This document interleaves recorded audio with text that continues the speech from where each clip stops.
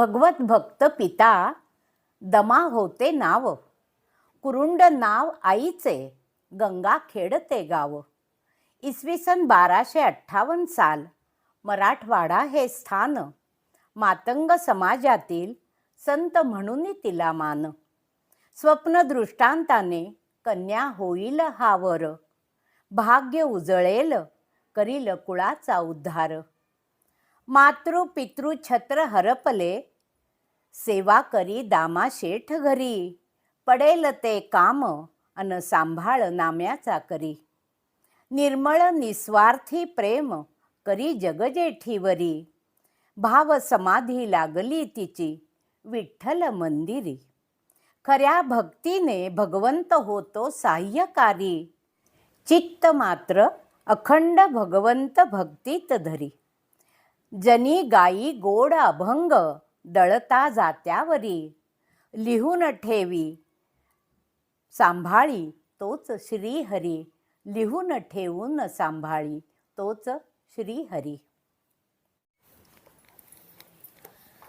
हे होतं संत जनाबाई यांच्या जीवनावरती लिहिलेलं स्वरचित काव्य. स्मितचिंतन बोध या आपल्या यूट्यूब चॅनलवर मी सर्वांचं सहर्ष स्वागत करते. आज संत महती या क्रमशः सादर होणाऱ्या व्हिडिओजमध्ये संत जनाबाई यांच्या जीवनपट थोडासा इथे उलगडण्याचा प्रयत्न करणार आहे.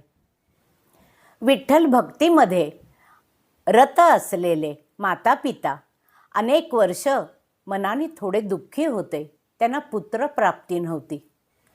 एकदा वारीला गेले असताना भगवंताच्या पुढे हात जोडून मागणं मागतात की दुःखापासून मुक्ती मिळण्यासाठी भगवंता पुत्राची प्राप्ती व्हावी. तेव्हा स्वप्न दृष्टांतांनी त्यांना कळतं की तुला मुलगी होईल आणि ती तुझ्या कुळाचा उद्धार करेल. लहान असतानाच जनाबाईंची आई वारली. ह्या मुलीचा सांभाळ करावा, कसा करावा असा त्यांना प्रश्न पडला. तेव्हा पंढरपूरला वडिलांबरोबर वारीत आलेल्या असताना भगवंताचं दर्शन होऊन जनाबाई भावविभोर होते आणि मी आता घरी परत येणार नाही असा आपला निश्चय सांगते. तेव्हा वडील म्हणतात की अगं तुला इथे कसं काय सोडू मी, बरं तुझ्याबरोबर मी पण थांबतो. दुपार झाली, संध्याकाळ झाली, ही त्या मूर्तीमध्येच इतकी तल्लीन झाली की ती घरी यायचं नावच घेईना. गावातले दामा शेठ होते, त्यांच्या जवळ हे बोलतात आणि आपल्या मुलीचा हात त्यांच्या घरी ती सेवा करेल म्हणून विनवणी करून तिथे तिला सोडून आपल्या गावी परत येतात. त्यांची बायको म्हणते की अहो घरातच इतकी माणसं आहेत आधी आणि त्याच्यात ह्या एका मुलीची भर घातलीत, कसं काय होणार, कोण कामं करेल. दामाशेठ म्हणतात अगं ही मुलगी आपल्या घरात तुझ्या हाताला मदत करेल, झाडून काढेल, भाकऱ्या करेल, तिला शिकवून तू तयार कर आणि ती आपल्याला उपयोगाला येईल. राहू दे, तिला आई नाही आहे, आई विरहित पोर आहे असं म्हणून त्यांच्या घरी ती राहू लागते. सगळ्या घर कामात मदत करू लागते. तेव्हा भगवंताची भक्ती मात्र एक क्षणभरही ती सोडत नाही. साध्या गोऱ्या थापताना सुद्धा ती भगवंताचंच नाम प्रेमाने घेत असे. एक गोष्ट त्यांच्याविषयी असे सांगतात की ज्ञानदेव आणि कबीर एकदा बोलत बसले असताना जनाबाईंच्या अभंगाची चर्चा करतात. कोण ही जना असा प्रश्न पडतो. तेव्हा नामदेवांच्या घरी ही आहे अशी माहिती कळते. स्वतः कबीर आणि ज्ञानदेव तिला पाहण्यासाठी येतात. घरी आल्यानंतर त्यांना कळतं की ही गोपाळपुऱ्यात गेलेली आहे गोऱ्या थापण्यासाठी. दोघंही जण गोपाळपुरात जातात. समोर 2 बायकांचं भांडण चाललेलं ते ऐकतात आणि एक बाई दुसऱ्या बाईशी तावातावानी बोलते. यातली जनाबाई कोण आहे असा प्रश्न त्यांना पडतो. आणि थोडंसं पुढे येऊन कबीर विचारतात की का बरं तुम्ही भांडताय? अहो माझ्या गोऱ्या ह्यांनी घेतल्यान, यातली जनाबाई कोण आहे? ही काय हीच तर जनी गोऱ्यांसाठी भांडते माझ्याशी. जनाबाई म्हणतायत, भांडण आमचं चाललंय, बरं झालं तुम्ही आलात. ती खरं तर त्यांना ओळखतही नाही. तुम्ही आता निवाडा करा. गोऱ्या या गोऱ्यांसारख्याच असतात. हिने थापलेल्या गोऱ्या आणि मी थापलेल्या गोऱ्या. तुम्ही त्या हातात घेऊन कानाला लावून बघा. ज्याच्यात विठ्ठलाचं नाम तुम्हाला ऐकू येईल ती गोरी माझी. गोऱ्यांचा ढीग दोघींच्या पुढ्यात असतो. त्रयस्थ म्हणून न्यायनिवाडा करण्यासाठी कबीर एक गौरी हातात घेतात. त्यातून नामाचा उच्चार ऐकू येत नाही, ते बाजूला ठेवतात. दुसरी घेतात, त्याच्यात विठ्ठल विठ्ठल असं नामस्मरण ऐकू येतं. ती गौरी बाजूला, पुढे घेतलेल्या प्रत्येक गौरीतून विठ्ठलाचं नाम ऐकू येतं. आणि भांडणाऱ्या 2 बायकांमध्ये 4 गौऱ्या एका बाईच्या आणि बाकी 25 गौऱ्या जनाबाईच्या म्हणून सिद्ध होतात. कबीर स्वतः तिच्या पायावरती डोकं ठेवू लागतात. ही कबीराणा म्हणते, अहो भगवत भक्ती केली की तो साह्यकारी होतो. मी सांगूनही ही ऐकत नव्हती. आणि हे संभाषण चालू असताना दुसरी बाई आपल्या 4 गौऱ्या घेऊन कधीच पसार झालेली असते. जनाबाईची ही महती खरंच थक्क करून सोडणारी आहे. पाण्याचे हंडे सुद्धा घरात भरून ती आणायची आणि हंडात 2-3 खेपा नाही झाल्या तर एवढा मोठा रांजण कसा भरायचा, असा घरातल्या बायकांना एकदा प्रश्न पडतो. पण तिच्याबरोबर स्वतः भगवंत पाणी वाहून आणत असेल. तिच्या सगळ्या कामांमध्ये भगवंत साह्यकारी होऊन खरंच मदत करीत असे. तिचे अभंग किती प्रसिद्ध आहेत. ही जनाबाई अभंग तोंडाने म्हणायची आणि तिचे अभंग कोण लिहून घेणार, असा प्रश्न एकदा नामदेवांना पडतो. तेव्हा नामदेव भगवंताला म्हणतात की भगवंता, अरे हे तर आक्रीतच घडलं. स्वतः भगवंत तिचे अभंग लिहून घेताना दिसतात.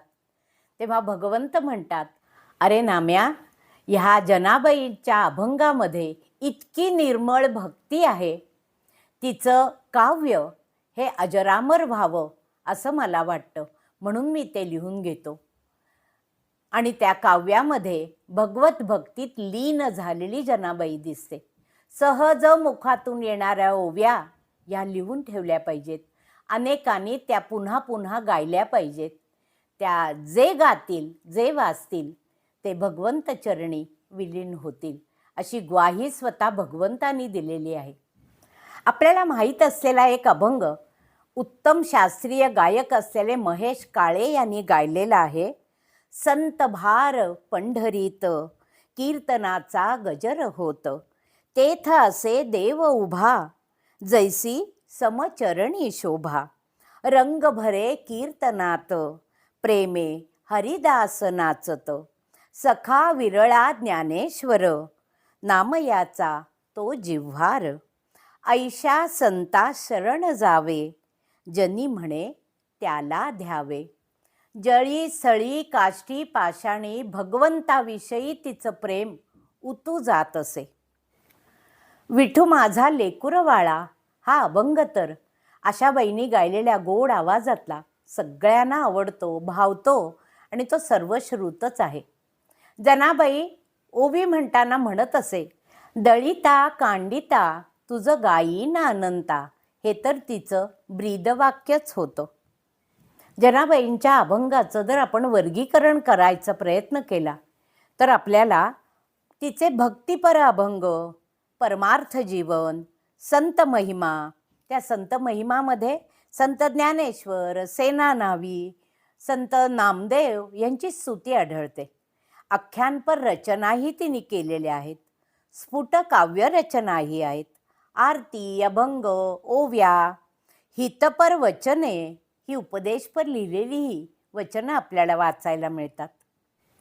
ज्येष्ठ अभ्यासक रा चि. ढेरे जनाबाईच्या अभंगाचं रसग्रहण करताना लिहितात, वात्सल्य, कोमलता, रुजुता, सहनशीलता, त्यागी वृत्ती, समर्पण भावना आणि स्त्रीविषयी महती अशा त्यांच्या काव्यातील विविध छटा ते नमूद करतात. जनाबाईचं चरित्र जर आपण पाहिलं त्या चरित्रामध्ये एक गोष्ट सगळ्यांना माहीत आहे की दळण दळायला भगवंत मदत करायचा, पाणी भरायला मदत करायचा. तेव्हा एक दिवशी भगवंत पहाटेपर्यंत तिच्या कामामध्ये मदत करतो आणि विश्रांती तिथेच घेतो. विश्रांती घेताना तिची वाकळ तो अंगावर घेतो आणि निद्रिस्त होतो. सकाळी काकड्याची वेळ झाली म्हटल्यानंतर घाईघाईने भगवंत उठतो आणि वाकळी सकटच मंदिरात जातो. जेव्हा काकड्यासाठी लोक जमतात तेव्हा बघतात की भगवंताच्या अंगावरचा शेला, गळ्यातला हार दिसत नाहीये आणि वाकळ कशी, आणि त्याच्यावर जनाबाई. लोक ओळखतात की ही वाकळ जनाबाईच्या अंगावर असते आणि ही जनाबाईची वाकळ आहे. सगळी मंदिरातली लोक जनाबाईच्या घरी दाखल होतात. जनाबाईला काहीच माहीत नाही. क्षणभर ती विचारात पडते की ही लोक का बरं आली. नामदेवही तिथे असतातच. तेव्हा नामदेवांना लोक म्हणतात की जनाबाईने आज देवाच्या गळ्यातला हार चोरलाय आणि ही वाकळ तिची भगवंताच्या अंगावरती होती. जनाबाई म्हणते मी नाही चोरी केली. हात जोडून गप्प उभी राहते. तेव्हा नामदेव म्हणतात अगं बोल काहीतरी, लोक तुझ्यावर आळ घेत आहेत. लोक म्हणतात आम्हाला माहीत नाही, ही एक शब्दही सांगत नाही, नक्कीच तिने चोरी केलेली आहे. तिच्या घरामध्ये बघतात भगवंताच्या अंगावरचा शेला आणि गळ्यातला हार तिथेच असतो. लोक तिला चोर म्हणून पकडतात आणि तिला सुळावर चढवायची शिक्षा फरमान केली जाते. जनाबाई गप्पच उभी असते. तिला घेऊन हातात दोरी बांधून घेऊन जातात. समोर बांधलेला सूळ सगळ्यांच्या देखत त्या सुळाचं पाणी होतं. ही तर कथा सर्वश्रुतच आहे. भक्तीत सर्वश्रेष्ठ पायरी गाठलेली ही जनाबाई. अशा जर गोष्टी लहान मुलांना सांगितल्या तर त्यांना भगवंत नामाची गोडी लागेल, त्यांची देवावरच्या नावाची श्रद्धा वाढेल आणि पाठ्यपुस्तकामध्ये जर संतांची महती, संतांचं चरित्र असं शालेय पुस्तकात जर अभ्यासलं गेलं तर मग कीर्तनं, प्रवचनं ह्याच्यातून होणारं मतपरिवर्तन करण्याची मला असं वाटतं गरजच पडणार नाही. अशा या संत जनाबाईंची संतांची दासी म्हणून आयुष्याला झालेली सुरुवात पुढे तीच संतपदी पोहोचते. पंढरपुरात वास्तव्याला आलेली जनाबाई पंढरपुरातच समाधीस्थ होते. संत जनाबाई पंढरपूर येथे आषाढ कृष्ण त्रयोदशी इसवी सन 1350 रोजी समाधीस्थ होतात. पांडुरंग चरणी विलीन होतात. अशा या थोर जनाबाईंना त्रिवार वंदन करते. आपण जर ह्या चॅनलवरती नवीन असाल तर सबस्क्राईब अवश्य करा. तुम्हाला जर व्हिडिओ आवडला तर परिचितांना पाठवायलाही हरकत नाही. लाईक करा. आपला अभिप्रायही जरूर नोंदवा. अनेक संत कथा आपण ह्या मालिकेमध्ये ह्या चॅनलवरती ऐकणार आहात. धन्यवाद.